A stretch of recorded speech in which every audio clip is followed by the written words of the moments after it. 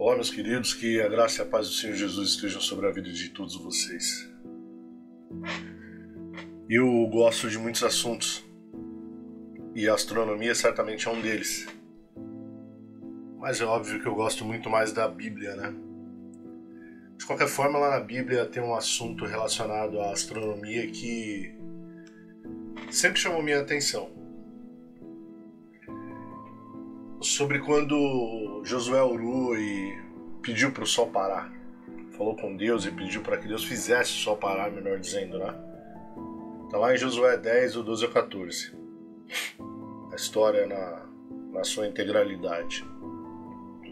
Naquele tempo Josué falou ao Senhor, no dia em que o Senhor entregou os amorreus e aos filhos de Israel, e disse aos olhos de Israel, sol, para em Gibeon, e a lua no vale de Ajalon.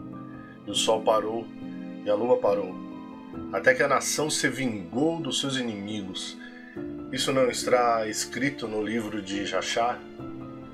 O sol parou no meio do céu e não se apressou em se pôr, por cerca de um dia inteiro. Não houve dia como este, antes ou depois, em que o Senhor ouviu a voz de um homem, pois o Senhor lutou por Israel. Só até aqui. Eu não quero me prender muito aos detalhes, mas eu gostaria de falar para vocês sobre 3 interpretações assim que eu acredito serem as mais prováveis. Eu também não quero que vocês assimilem isso 100% como verdade, mas eu gostaria que vocês fossem lá e que vocês lessem e que vocês pesquisassem a respeito. Existem vários estudiosos evangélicos que acreditam que isso de Josué ter orado e de ter pedido para que o sol parasse, e essa descrição para que o sol ficasse parado, que a lua ficasse parada, que tudo isso é uma linguagem figurativa. Eles dizem que tem uma estrutura poética, né, da passagem. Eles argumentam que não houve uma alteração literal mesmo, física da luz do sol e da lua. Em vez disso, era uma linguagem figurativa, encontrada frequentemente lá no Antigo Testamento, que retrata a totalidade da vitória de Deus sobre os cananeus e a aparição impressionante que Deus fez naquele dia, lutando em nome do seu povo. Assim, as palavras que foram dirigidas para o sol e para a lua, elas descrevem, em termos poéticos, a vitória de Israel na batalha, né? Eles acreditam que elas não dizem nada sobre qualquer reposicionamento milagroso ou mudança do movimento do próprio Sol e da Lua. Aqueles que têm essa visão, eles negam que Deus pode realizar grandes milagres, né? Eles não enxergam assim, eles simplesmente veem aqui um exemplo que também é encontrado lá em Abacuque 3:11, né? Está escrito que o Sol e a Lua pararam em seus lugares, a luz de suas flechas enquanto elas voavam no brilho de sua lança brilhante.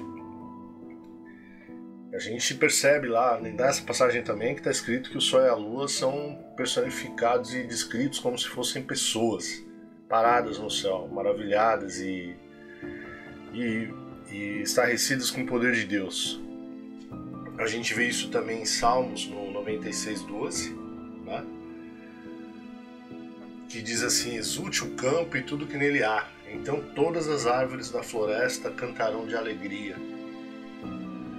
No 98:8 está escrito também que os rios batam palmas, deixem as colinas cantarem de alegria juntas. E em Isaías, no 55, lá no 12 está escrito assim, porque com alegria saireis e seja conduzido em paz, as montanhas e as colinas diante de você, e romperá em cânticos, e todas as árvores do campo baterão palmas.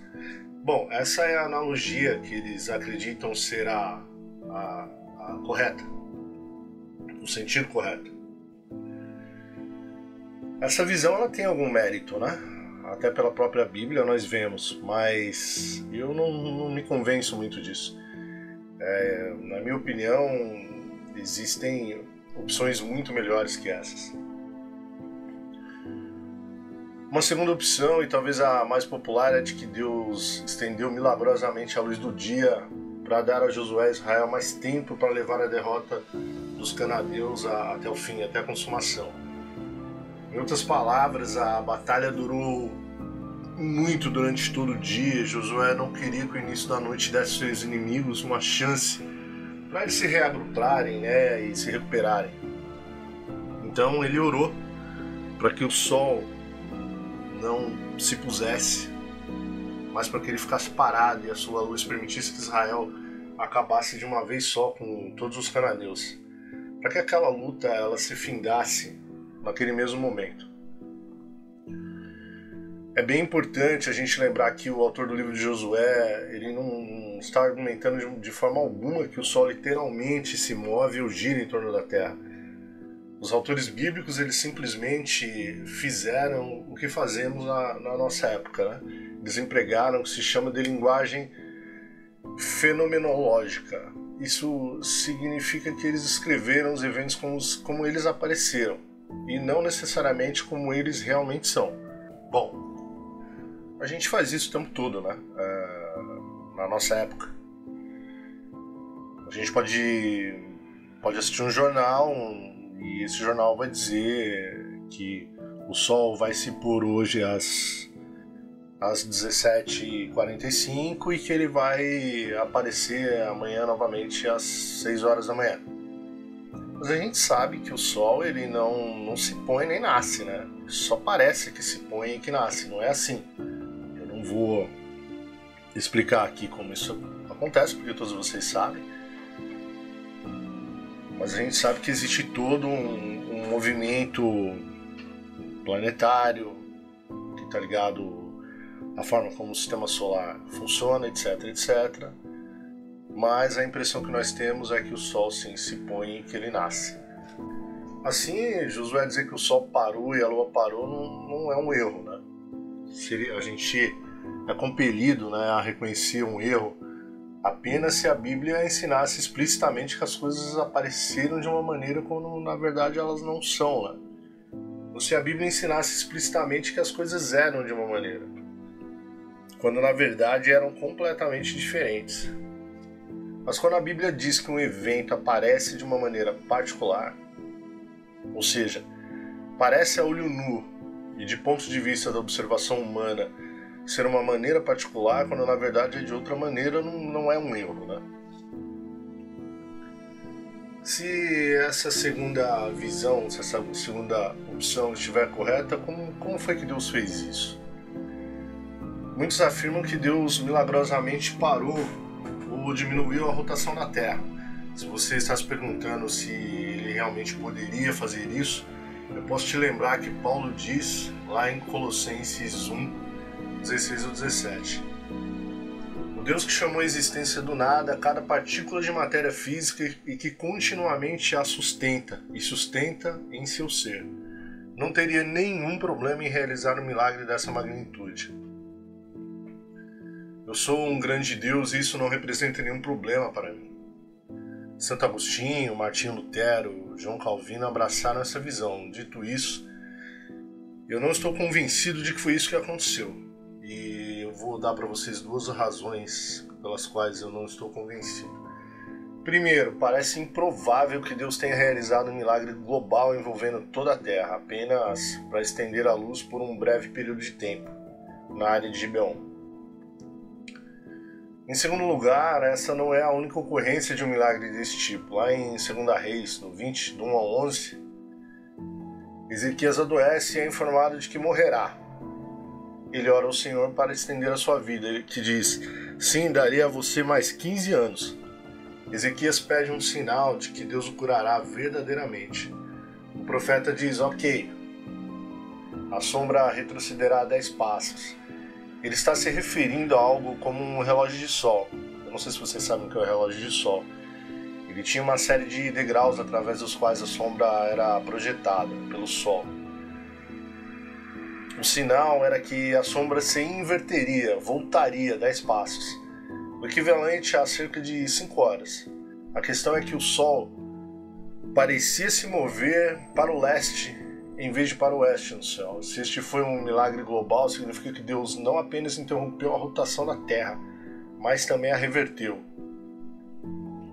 Mas nos é dito lá em 2 Crônicas, no 32, do 24 ao 31, que os embaixadores da Babilônia viajaram para a Palestina para obter informações sobre o sinal que havia sido feito na terra. Mas bom, a explicação mais provável para o que aconteceu não é que Josué tenha orado para que a luz do sol se estendesse no final do dia, mas que ele orou para que a escuridão se estendesse no início do dia, ou seja, no início da manhã. Primeiro, o verbo hebraico traduzido como ficar parado lá no versículo 12 significa literalmente ficar mudo ou ficar em silêncio e parado. Isso poderia facilmente se referir ao sol e à lua parando de brilhar sua luz, em vez de qualquer cessação do movimento aparente.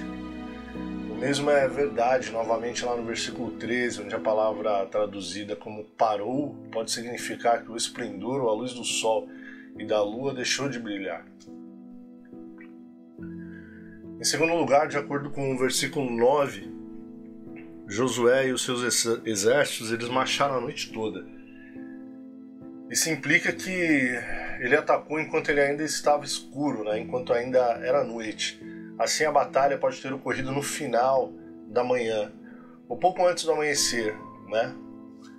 E o que Josué ora é que Deus de alguma forma bloqueie a luz do sol nascente, bem como a da lua, a fim de prolongar a escuridão e assim ajudar ao ataque surpresa de Josué.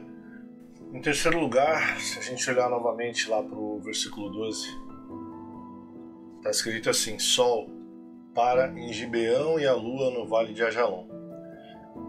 Ajalon fica ali cerca de 16 quilômetros a oeste de Gibeão. Se vocês olharem em mapas, vocês vão conseguir verificar isso. Isso sugere que o Sol ele estava a leste sobre Gibeão e a Lua estava a oeste sobre Ajalon, o que exigiria que a hora fosse no período da manhã. Se isso efetivamente for verdade, argumenta contra a ideia de que o que aconteceu foi um prolongamento da luz solar no final do dia, e defende a ideia de que foi um prolongamento da escuridão no início do dia. Em quarto lugar, o que dizer do versículo 13b, onde diz que o sol não se pôs com pressa por quase um dia inteiro?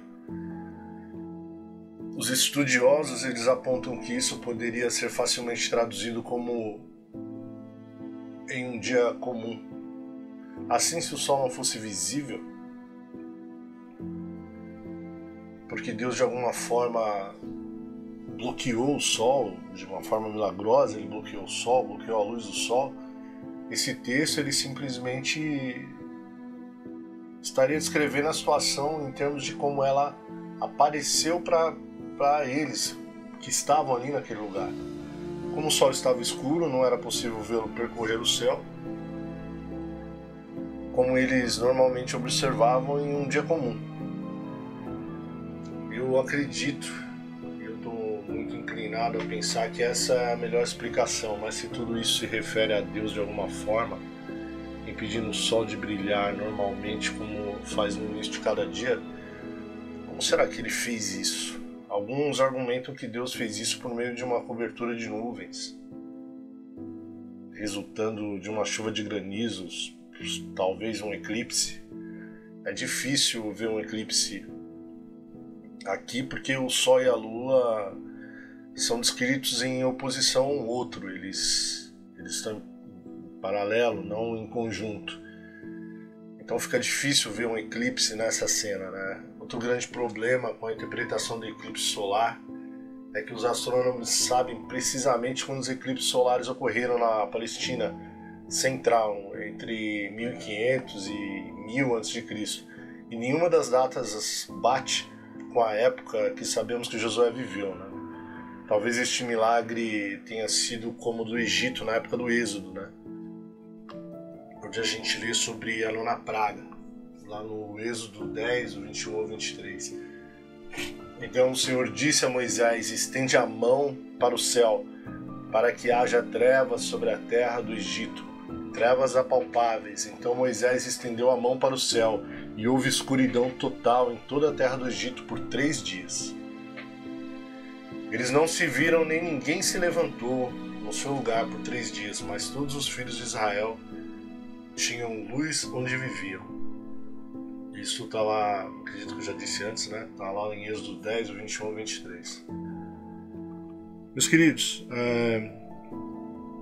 eu não quero aqui ficar enfatizando o lado científico disso, mas quero simplesmente trazer a vocês que, independente da forma como ocorreu, como isso ocorreu, houve um pedido de Josué para o Senhor e houve uma resposta positiva do Senhor para Josué. E eles venceram aquela batalha. E por mais que vocês considerem a impossibilidade disso, como eu citei no começo, de que isso não tenha sido literal, uma coisa é literal, uma coisa é fato. Josué venceu aquela batalha.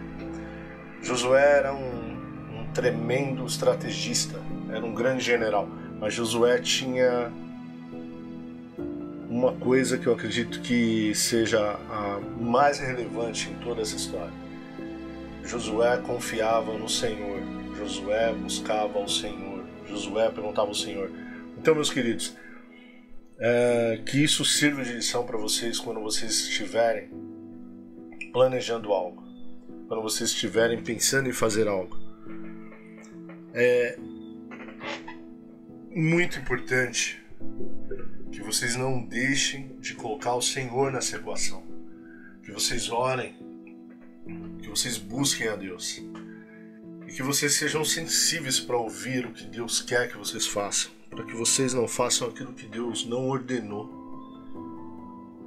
Eu não estou falando para vocês ficarem falando com os gurus que vocês conhecem. Pode classificar esses gurus como vocês quiserem, isso não me diz respeito.